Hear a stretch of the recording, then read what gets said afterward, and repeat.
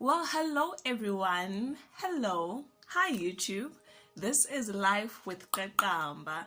This is Life with Qeqamba, my dear. If it is your first time here, Molo man, and thank you so much for choosing my channel. Thank you for choosing Life with Qeqamba. That means you're not subscribed, and what you can do next is hit that black subscription button and press that bell next to it. That way you do not miss an upload from me. Up Life with Qeqamba, we do content with a purpose, and that's exactly what today's video is all about. We do live celebrations and we do lifestyle videos.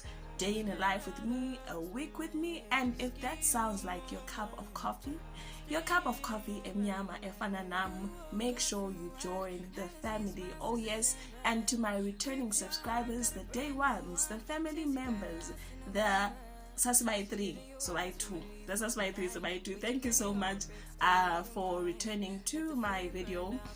Make sure you like, you comment, and you share this video. Thank you so much. The title is suggesting what human resource management looks for in your CV. I hope this is going to be very fruitful. I see this every day, a lot of people not knowing what to do or just struggling in compiling a CV.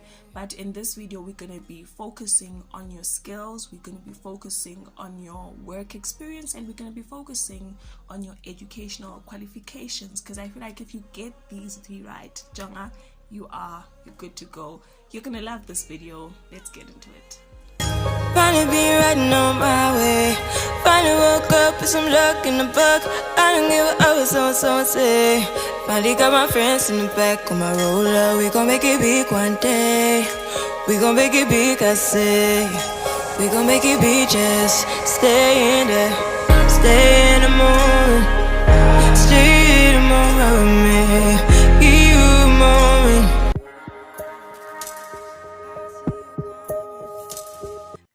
Okay, so let's get started, and and we're going to be starting with the skills.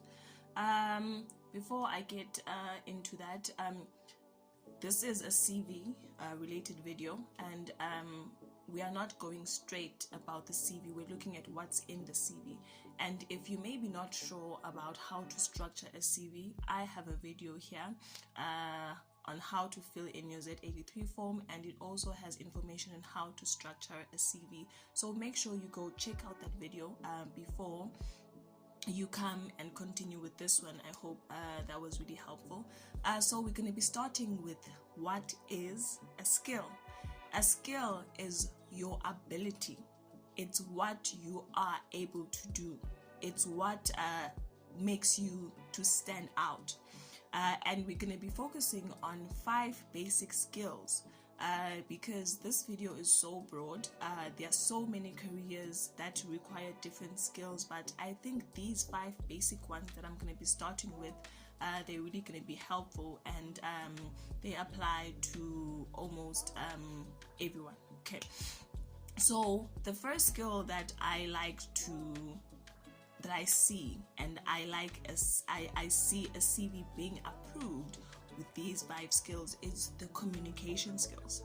It's the communication skills. And what is communication skills? I'm talking to you right now, and that means I'm communicating.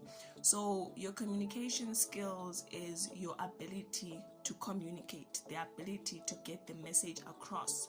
So it can either be communication skills, verbal skills, that's talking, and that means, and that also another way they like to put it, is oral skills, you're talking.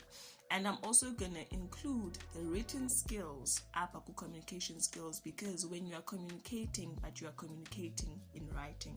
So that's the first skill, that's communication skills. Everywhere you go, you need to speak. There needs to be a two-way communication. So that's the first one. And the second skill that I see, and like I said, it's always approved, it puts you at an advantage, it's having a computer literacy skill. This might sound like it's a qualification, and it is. I'm sure I'm going to be mentioning it in the educational qualifications And also in the work experience, meaning you work with the computer, it's a skill. Having a computer literacy skill is one of the skills that I see a lot of the time in those CVs, and it's the CVs that are approved and are sent for either interviews but they are being processed. The fact that you have that skill, and the computer skills is you're basic able to work with your Excel, you're basic able to work with your Word document, your presentation, just being able to press the computer. That's a skill, and when you work on a computer daily, and that's what happens, your skill increases. That's why there are computer courses, because of it's being identified as a need that computer skills are really important, right? So that's the second skill that you need. Make sure when you are listing your skills, your communication skills, whether they are written or oral or verbal, it's there. Make sure that your computer skill, and you are specific in where do you specialize it. Is it Excel? Are you faster there? Are you understanding there? Is it the word, the typing? Is it the presentations? And it's so broad. Or in that company, they work with systems, and you'll find that system has everything to do with the computer. So computer skills are very important. The third skill is problem solving skills. That's what puts more applications that I've seen ahead. Problem solving skills. Every day we go to work, a client comes in, they have a challenge. Are you able to work with your colleague in that section that you work with to come up with a solution that is going to make the client to be happy?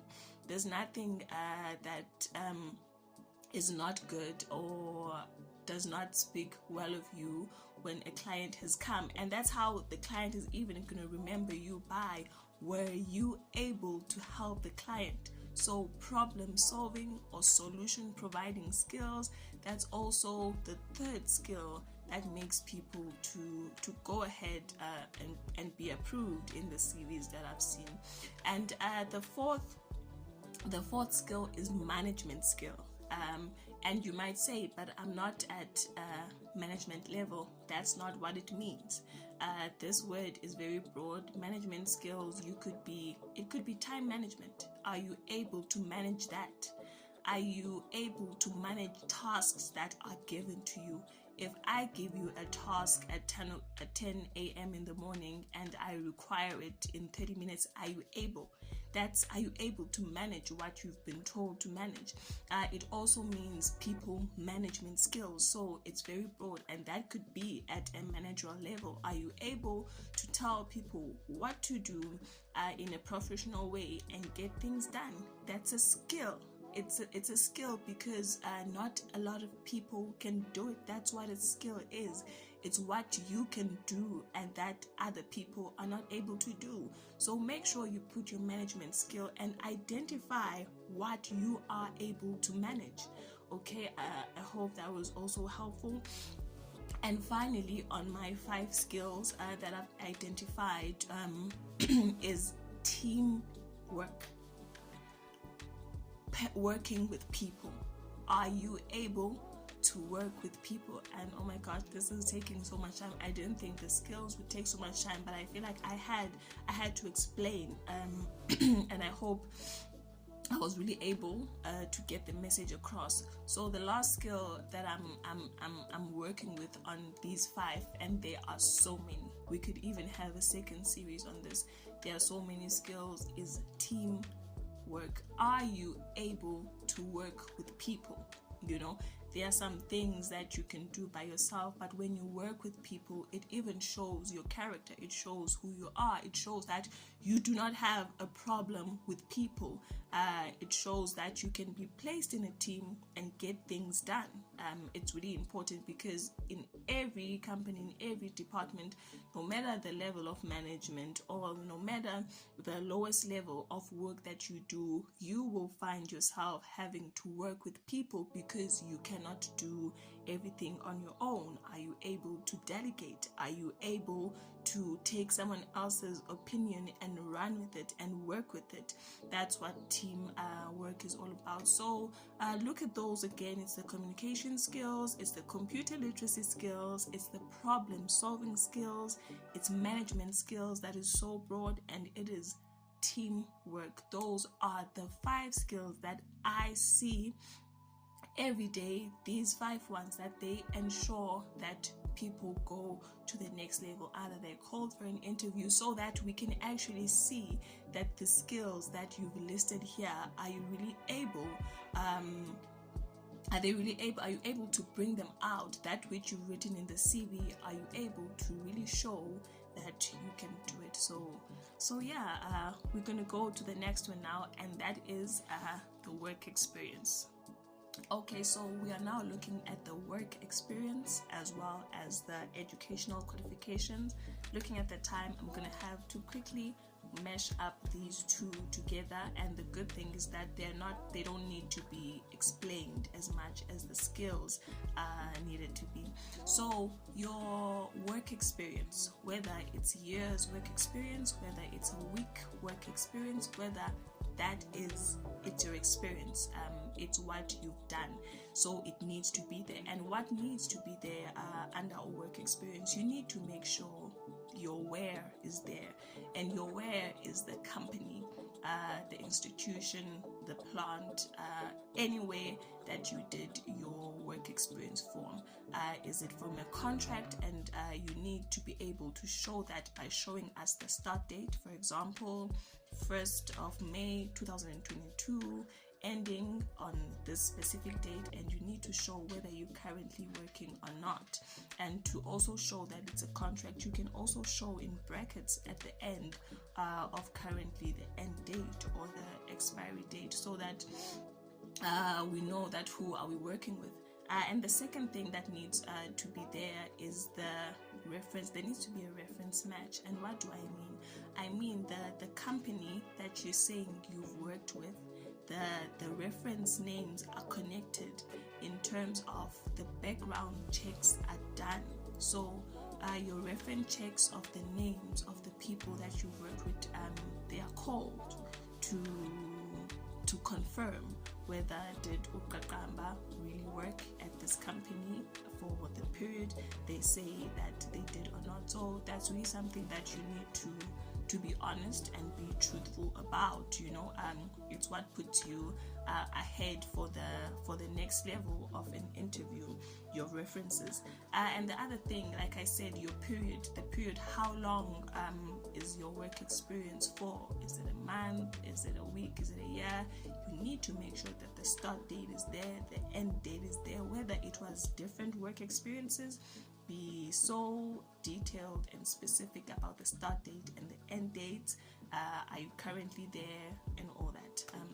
And what we also look for are your duties and your responsibilities. I'm going to be giving you three of my duties and responsibilities just to show you what I'm talking about. Here are my duties and responsibilities. I do day-to-day capturing of leaves. I do day-to-day capturings of names, of putting people on the system. That is day-to-day capturing, and I'm specific of what it is that I do.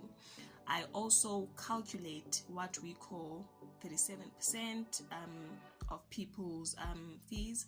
I do that. I do that on a daily basis. What else do? I do calculations of S&Ts for officials. So you need to write that down, and you need to write it in a sentence, right? And you're going to be able to elaborate further in an interview. So it should be a sentence, but not a long sentence, just to give the recruiting and selection team an idea of what you do. And a clear idea. We don't want to be wondering, but what does this person do? So those 3, it's actually those 4. So the company that should be under your work experience, how long are you there? your reference, do they match? Are your references at the end of the CV, do they match with where you say you've been working? And your duties and your responsibilities, are you clear? Don't be afraid to list all your duties and responsibilities. It's very, really important. And finally guys, Bantu Bam, finally we are on the last part of the video, and this part is the educational qualification, and I'm going to be looking at it from the relevancy of the position that you're applying for, and also the structuring. How are you placing your educational qualifications on your CV? So this is what human resource management, the recruitment and placing section is looking for in your CV. Is this qualification relevant to the position that was advertised? For example, if a company is looking for a finance clerk, I'm not relevant. I could apply maybe with grade 12 if the grade 12 requirement is there, and also if the computer requirement is there, I could apply. But someone else who has a national higher certificate in accountancy, that person has a more advantage because it is so relevant to a finance clerk. So that's something that they look for. That's the first thing when they're looking for the qualification. Is the position and is the educational qualification of this individual relevant to what we are requesting, right? So that's the first thing. And the second thing that we look for, we are looking at your skill in being able to structure how you place your educational qualifications in your CV. So I'm going to tell you how to do that. You need to ensure that you place according to your most recent qualification. For example, if that national higher certificate in accountancy was your recent qualification, it needs to be on first. Either you create a table for it, or whichever way you're going to do it, it needs to be first, and the year in which you've obtained that qualification needs to be there. For example, National Higher Certificate in Accountancy obtained in the year 2021, and the name of the institution my phone cut off, and the name of the institution, right? So those need to be there. They must be in that order. And maybe the second qualification, the first after the recent one, maybe you obtained a computer certificate, it needs to be there, the year in which it was obtained and the institution in which it was obtained. And finally, a third example, your grade 12, the year in which you obtained it, and the institution, the school in which you obtained it. And just like that, you have your educational qualifications there, you have your work experience there, and you have your skills there. Guys, I hope this video was very helpful. This is not a video that you watch once off. Make sure you go in again and again and again. This is recruitment and selection insight. I'm sure we're gonna have other series so that CV zenu zinga put aside, because money goes in a CV, time goes into a CV. So you need to make sure that you are putting in the right information. That's what made me to do the video, to help you guys out. I put in time, I put in the money, and I understood exactly what I was doing when I was building it. So yeah, thank you so much. Let us continue to increase our life with Qeqamba. It's a reality. It is a reality.